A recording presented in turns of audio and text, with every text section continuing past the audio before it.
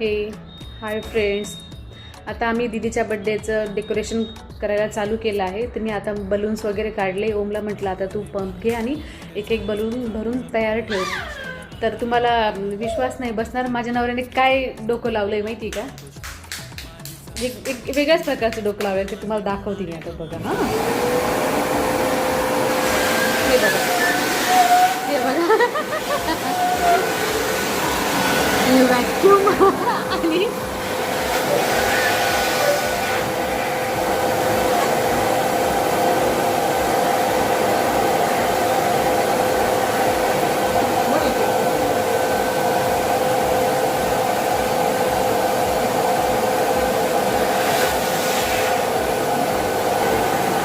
पाहिलं हा दिमाग बाज नवरा.